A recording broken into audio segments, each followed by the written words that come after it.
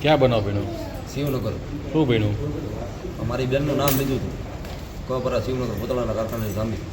એક બકો, એક સંતોષ, એ બધા મને મારો ભાઈ હતા. એક ઓલો જીતો કાળિયું હતું અને એક ઓલો આનંદ હતું. શું હથિયાર હતું ભાઈ પાસે? શરીરને ધોકાને એવું હતું.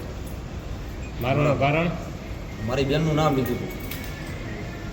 સમાધાન રાખડી સમાધાન એટલું બોલે તો રાખડી બાંધવા તમારી પર ઘા કરવા માંડ્યું.